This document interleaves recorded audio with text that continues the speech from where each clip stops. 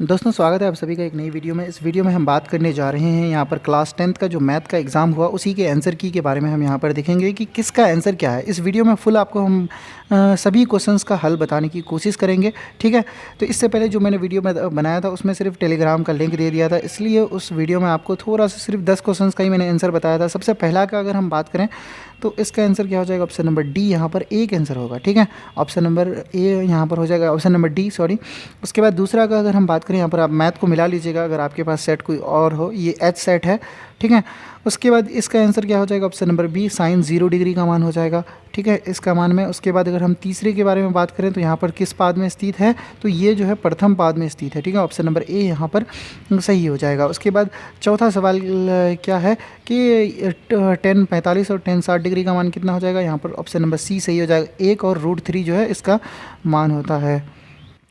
उसके बाद यहाँ पर अगला सवाल क्या है कि x अक्ष पर स्थित किसी बिंदु का निर्देशांक क्या होगा। x अक्ष पर स्थित है तो x का मान क्या हो जाएगा, 0 होगा, तो यहाँ पर ऑप्शन नंबर सी सही हो जाएगा, ठीक है। ऑप्शन नंबर सी यहाँ पर सही था। उसके बाद यहाँ पर क्या हो जाएगा, छठा सवाल है तो इसका अनुपात किसका कितना आंसर हो जाएगा, तो 1/√3 हो जाएगा, तो 45 डिग्री हो जाएगा। ऑप्शन नंबर बी 6 का सही हो जाएगा।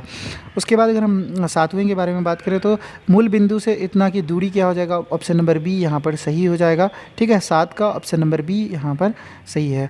वहीं पर अगर हम आठवें सवाल के बारे में बात करें तो इस और इसके बीच की दूरी कितना हो जाएगा, इन दोनों का अगर बीच की दूरी को आप निकालेंगे तो ऑप्शन नंबर बी यहाँ पर सही हो जाएगा, ठीक है। 5, 7 और 8, 11 के बीच की दूरी 5 इकाई होगा। उसके बाद नौवां सवाल क्या है कि रेखा ये जो है किस बिंदु से होकर के गुजरती है, तो इसका आंसर क्या हो जाएगा, ऑप्शन नंबर बी यहाँ पर सही हो जाएगा। उसके बाद 10वां सवाल क्या है कि मूल बिंदु निर्देशांक कितना होता है। मूल बिंदु का निर्देशांक यहाँ पर जो है 0, 0 हो जाएगा, ठीक है। उसके बाद 11वां को स्किप करते हैं, थोड़ा सा टफ है, आप उसको नहीं बनाए होंगे। उसके बाद 12वें के बारे में बात करें तो इसका कौन सा पद जो है 0 हो जाएगा, तो इसका आंसर हो जाएगा ऑप्शन नंबर सी 22वां पद जो है इस AP का जो है 0 होगा, ठीक है। उसके बाद अगर हम बात करें इसमें 13वें सवाल में ये है, ठीक है, तो साइन सी बराबर होगा, साइन सी किसके बराबर हो जाएगा, तो इसका आंसर हो जाएगा ऑप्शन नंबर सी 12/13 का जो है बराबर होगा साइन सी का मान। उसके बाद अगर हम आगे के सवाल के बारे में बात करें तो यहाँ पर हम फिर उससे आगे थोड़ा सा चलते हैं। 15वां सवाल क्या है कि 1 जो है साइन थीटा, तो ये जो है किसका मान के बराबर होगा, तो ये काफ़ी इजी है, आप इन सभी मैथ को ज़रूर बनाए होंगे, तो ऑप्शन नंबर बी कोसेक हो जाएगा, ठीक है। आप एग्ज़ाम देने जाते हैं तो इसी तरह कीजिएगा, जो जो थोड़ा सा टफ लगता है उसको आप स्किप करते चलिए, क्योंकि क्वेश्चन जो है बहुत आसान यहाँ पर पूछा गया है, ठीक है, और पूछा भी जाएगा। तो यहाँ पर क्या हो जाएगा 16 नंबर का, तो 16 का आंसर हो जाएगा ऑप्शन नंबर डी यहाँ पर सही हो जाएगा, एक आंसर होगा, ठीक है। उसके बाद 17वां नंबर का क्या हो जाएगा, तो इसका मान अब 17 नंबर का हो जाएगा ऑप्शन नंबर सी यहाँ पर 2 हो जाएगा, इसका अगर हम मान को निकालेंगे तो। हम फटाफट थोड़ा सा बताते हुए चलते हैं। उसके बाद 18वें नंबर का यहाँ पर मैथ है, ए बराबर इतना है, तो इसका मान आपसे पूछा गया है, तो इसका मान हो जाएगा ऑप्शन नंबर ए यहाँ पर √2 जो है इसका मान निकलेगा, ठीक है। उसके बाद अगर आप इस PDF को डाउनलोड करना चाहते हैं तो आप टेलीग्राम चैनल का लिंक आपको डिस्क्रिप्शन बॉक्स में मिल जाएगा, डायरेक्ट PDF को डाउनलोड कर सकते हैं। 19वां नंबर क्या हो जाएगा, इसका आंसर इसका मान कितना हो जाएगा, तो 19 का ऑप्शन नंबर डी सही हो जाएगा, यानी कि 90 डिग्री होगा यहाँ पर। 20 का अगर हम बात करें तो यहाँ पर एक आंसर होगा, डायरेक्ट ये दोनों कट जाएगा, तो बी आंसर यहाँ पर हो जाएगा। अब 21वें को हम थोड़ा सा इसको स्किप करते हैं। 22वें नंबर में इसका सार्वंतर पूछा गया है, तो डी का मान आप आसानी से एक दूसरे को घटा करके यहाँ पर निकाल सकते हैं, तो 22 का आंसर हो जाएगा ऑप्शन नंबर ए 1/8 जो है यहाँ पर आंसर हो जाएगा, ठीक है। अगर -1/8 दिए तो वो गलत हो जाएगा आपका। उसके बाद अगर हम बात करें 23वें नंबर में, तो 23वें नंबर में यहाँ पर प्रथम पद क्या होगा, इस तरह का मैंने एक ऊपर में स्किप कर दिया था, पर यहाँ पर आपको हम बता देते हैं इसका मान क्या हो जाएगा, ऑप्शन नंबर डी यहाँ पर सही हो जाएगा, -2 23 का आंसर हो जाएगा, ठीक है। उसके बाद 24वें नंबर क्या है, ए का मान इतना है, बी का मान इतना है, इसके बीच जो है मध्य का निर्देशांक क्या होगा, इन दोनों को मिलाने वाला रेखा का मध्य का मान क्या हो जाएगा, तो ऑप्शन नंबर बी यहाँ पर सही हो जाएगा, -6 -4 जो है इसका राइट आंसर होगा। 25वें नंबर को थोड़ा सा स्किप किए क्योंकि ये बहुत ज़्यादा झोल झाल वाला है।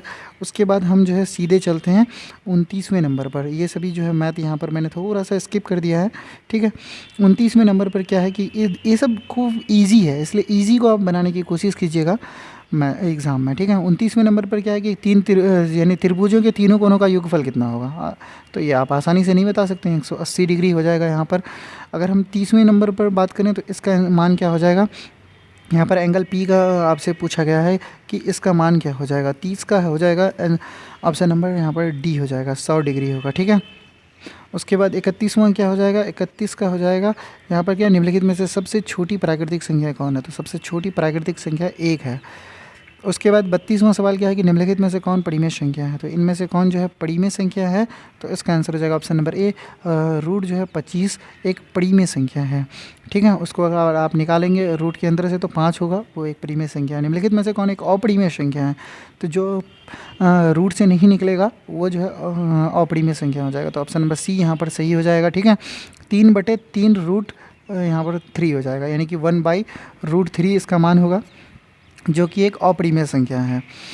उसके बाद अगर हम बात करें यदि पी और क्यू अभाज्य संख्या है तो इन दोनों का मौसो क्या होगा। जब भी दो अभाज्य संख्याओं का मौसो निकाला जाता है तो वो हमेशा जो है 1 होता है, तो 34 का हो जाएगा ऑप्शन नंबर ए यहाँ पर राइट आंसर होगा।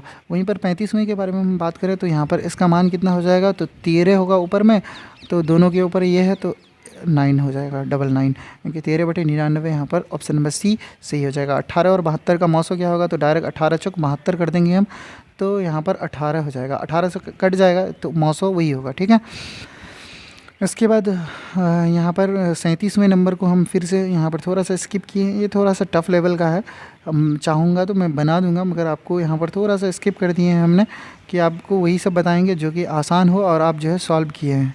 ठीक है, यहाँ पर क्या है 41वां, यदि किसी वृत्त की परिधि और क्षेत्रफल का परिमाण समान हो तो वृत्त का व्यास कितना होगा। तो अगर वृत्त की परिधि बोला और जो है उसके जो है क्षेत्रफल का परिमाण जो है समान है तो वृत्त का व्यास कितना हो जाएगा, तो 4 हो जाएगा। ठीक है, उसके बाद अगर हम बात करें व्यास के बारे में बोला है, डी के बारे में बोला है 4, अगर त्रिज्या बोलता तो वहाँ पर 2 आंसर होता।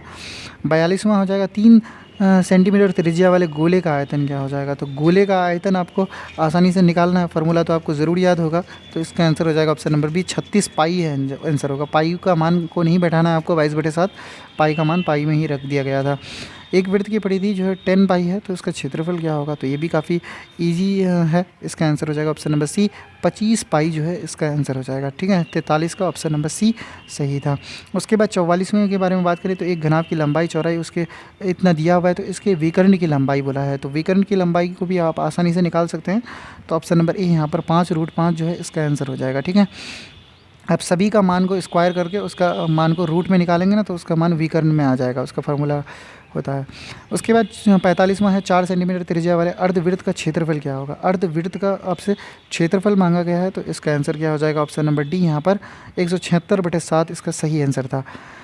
उसके बाद यहाँ पर 46वां सवाल क्या है कि निम्न में से कौन सी एक घटना की प्रायिकता नहीं हो सकती है। देखिए, प्रायिकता का न्यूनतम मान 0 होता है और सबसे ज़्यादा अगर अधिकतम होगा तो 1 होगा। ठीक है, तो इनमें से आप इन सभी को मान को भागा देकर के आप पॉइंट में निकाल सकते हैं, जिसका मान 1 से ज़्यादा होगा वो जो है नहीं हो सकता है, तो यहाँ पर ऑप्शन नंबर डी हो जाएगा।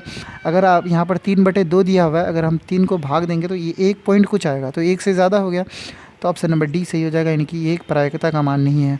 प्रायिकता का न्यूनतम मान पूछा है तो 0 हो जाएगा, ऑप्शन नंबर ए सही हो जाएगा। एक पासे को फेंका जाता है तो विषम आने की प्रायिकता कितना होगा, पासे में कितना होता है 6 होता है, तो विषम संख्या कितना होता है 1 3 5, यानी कि 3 हो जाएगा, तो 1/2 आंसर हो जाएगा, ऑप्शन नंबर सी यहाँ पर सही होगा। उसके बाद यहाँ पर क्या है कि यदि एक मैच जीतने की प्रायिकता इतना है तो हारने की प्रायिकता कितना होता है। अधिकतम मान 1 होता है और इसकी जीतने की प्रायिकता 0.7 है। 1 से 0.7 गया तो उसका मान कितना होगा, 0.3 होगा, पॉइंट हटाएंगे तो ये 10 बैठ जाएगा। ठीक है, तो 3/10 यहाँ पर ऑप्शन नंबर सी सही हो जाएगा। उसके बाद यहाँ पर क्या है कि एक ताश की गड्डी को फेंटी गई है अच्छा से काले रंग का बादशाह, तो टोटल कितना होता है, तो 52 हो जाएगा, तो काले रंग हो जाएगा, काले रंग का बादशाह, तो 2 बादशाह होगा काले रंग का, तो 1/26 यहाँ पर सही हो जाएगा, ऑप्शन नंबर सी सही होगा। उसके बाद अगर हम बात करें यहाँ पर थोड़ा सा 51 को मैंने स्किप किया है, ये सबको थोड़ा सा टफ लेवल का है, उसके बाद हम इसको भी स्किप करेंगे, 54 को भी छोड़ देते हैं।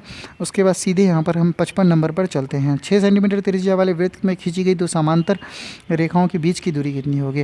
देखिए, ये है वृत्त, इन दोनों में स्पर्श रेखाओं को खींचा गया है, तो त्रिज्या जो है 6 है, तो इधर भी त्रिज्या होगा, टोटल व्यास कितना होगा 12 हो जाएगा, ऑप्शन नंबर सी सही हो जाएगा। थोड़ा सा लॉजिक वाला क्वेश्चन है, इसको ही हम बनाते हुए चलते हैं।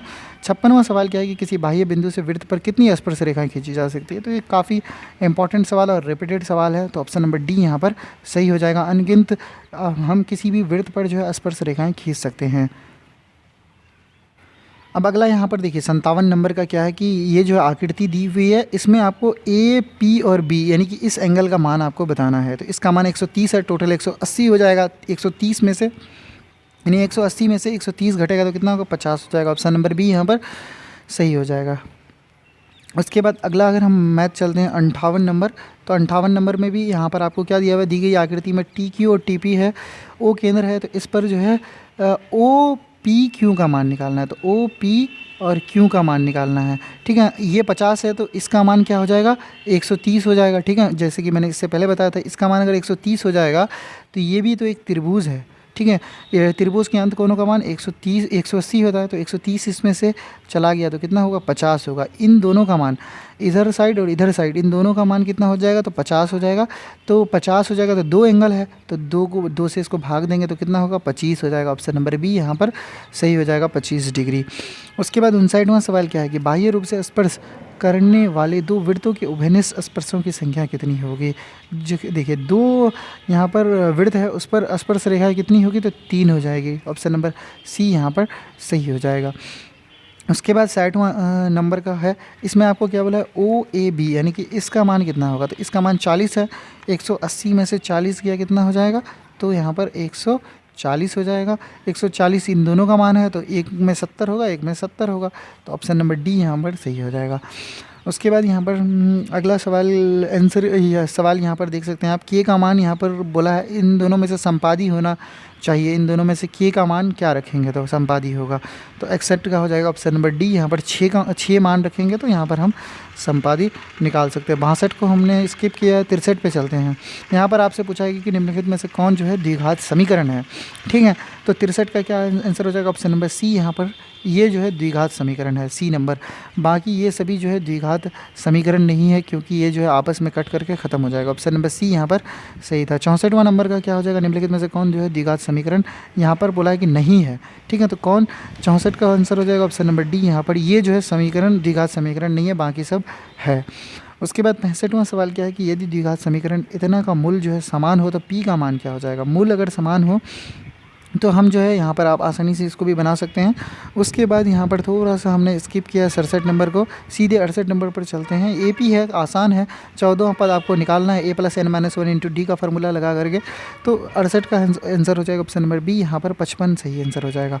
उसके बाद 69वां सवाल क्या है कि निम्नलिखित में से कौन समांतर श्रेणी में है। तो कौन जो है समांतर श्रेणी में है, आज आप सब में से इनमें से जो है डी का मान आप निकालेंगे, जिसमें से सबका मान अगर इन दोनों को घटाने से, इन दोनों को घटाने से, इन दोनों को घटाने से अगर डी का मान सामान आ जाएगा तो ये जो है समांतर श्रेणी हो जाएगा। हमको तो लग रहा है कि ऑप्शन नंबर ए यहाँ पर सही हो जाएगा। ठीक है, ए पी दिया हुआ है, इसमें एनवां पद निकालना है, तो a + n - 1 × d निकालना है। ठीक है, n के जगह में कोई पद का मान नहीं देना, इसमें n ही रहेगा, तो आप इसको इस तरह से सॉल्व करके यहाँ पर आसानी से निकाल सकते हैं। ऑप्शन नंबर बी सही हो जाएगा। इसका राइट आंसर 100% 21 - 5n होगा, ऑप्शन नंबर बी।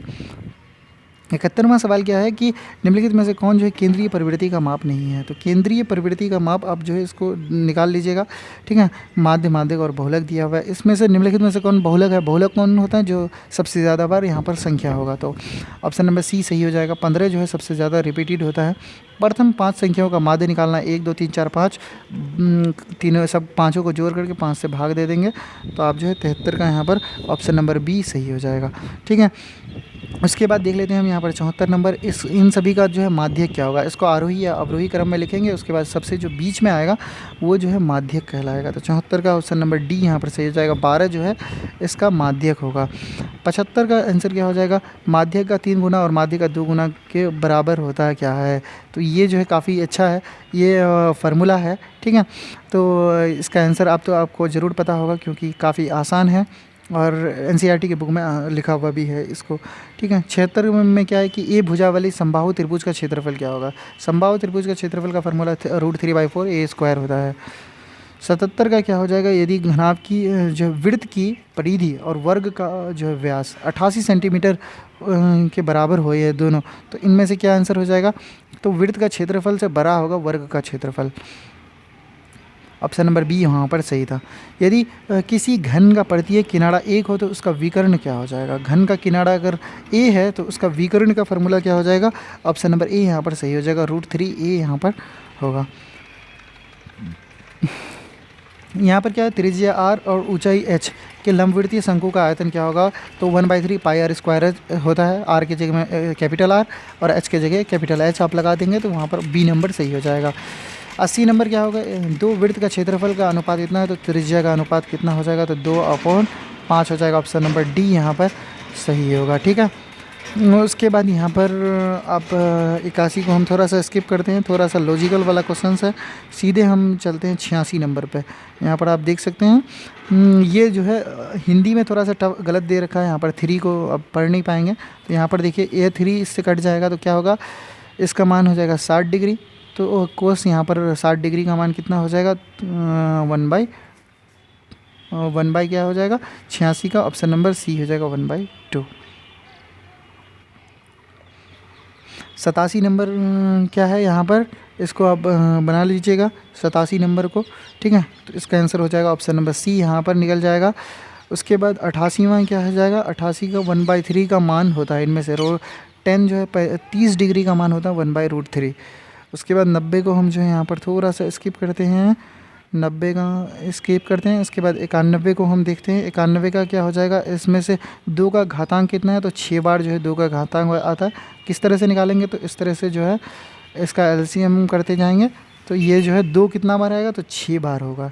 ठीक है, 92 नंबर पे क्या है, तो इसका आंसर क्या हो जाएगा, यानी कि एलसीएम और एचसीएफ ये दोनों मल्टीप्लाई होगा तो दोनों संख्याओं के गुने के बराबर होगा। ऑप्शन नंबर ए यहाँ पर सही हो जाएगा। 93 का किसी बहुपद की जो है घात होती है, किसी भी बहुपद का घात क्या हो सकता है, तो पूर्ण संख्या होगा। उसके बाद यहाँ पर क्या है कि 94वां नंबर है, यदि इतना का आलेख होता है, तो ये जो है थोड़ा सा स्किप कर सकते हैं। थोड़ा सा आलेख वाला चैप्टर से है, काफ़ी थोड़ा सा टफ पूछा गया है, आप चाहें तो इसको स्किप कर सकते हैं। ठीक है, 95 को भी स्किप करते हैं, 2 और 8 के बहुपद के बारे में पूछा है।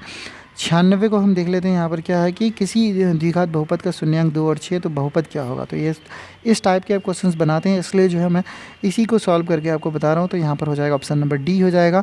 शून्यांक कैसे निकालेंगे, तो एक्स के मान पे आप 2 और 6 को बैठा करके इसमें देखिए, आपको अगर 0 आ जाता है तो शून्यांक होगा वो। उसके बाद 97 में है क्या कि द्विघात बहुपद इतना के शून्यांक हैं। द्विघात बहुपद जो इसका शून्यांक कौन सा हो जाएगा 97 का, तो आप इसको आप आसानी से निकाल लीजिएगा। हम इसको भी जो है स्किप करके लास्ट वाला क्वेश्चन का आपको फटाफट आंसर बता देते हैं, क्योंकि मैंने यहाँ पर लगभग 70 क्वेश्चन का आपको जो है आंसर बताया। तो 70 में से इनमें से जो है 50 काफ़ी ईजी था, आप उन ईजी को ही बनाए होंगे, और टफ़ को सॉल्व करके क्या फ़ायदा। ठीक है, ख़तरनाक लोगों से जो है पंगा लेकर के क्या फ़ायदा। यहाँ पर आपको आसान क्वेश्चंस बन जाते हैं, तो आप टफ़ क्वेश्चंस को क्यों सॉल्व करने बैठेंगे, टाइम को बर्बाद करने की कोई ज़रूरत नहीं है। तो यहाँ पर क्या बोला है कि इन दोनों का हल क्या होगा, तो आपको पता है A1/A2 बराबर अगर नहीं होगा B1/B2 तो क्या होगा, आदित्य हल होता है, यानी कि 2 हल हो जाएगा यहाँ पर। ऑप्शन नंबर सी यहाँ पर सही हो जाएगा। ठीक है, तो आई होप कि आपको वीडियो पसंद आया होगा। वीडियो को लाइक और चैनल को सब्सक्राइब ज़रूर कीजिएगा, ताकि आने वाले वीडियोस को कल परसों तरसों जो भी वीडियोस आएगा उसको आप जो है आसानी से सबसे पहले देख सकते हैं। ठीक है, और इस चैनल पर जो है क्लास 10th का अब आने वाले जो है साल 2023 के लिए भी तैयारी कराया जाएगा। तो आप जो है इसको ज़रूर सब्सक्राइब करके रखिएगा, और अपने दोस्तों को जो भी क्लास 10th में तैयारी करेगा उन सबको ज़रूर बताइएगा, वो भी जो है इस चैनल को सब्सक्राइब करके रखिएगा। तो वीडियो देखने के लिए धन्यवाद।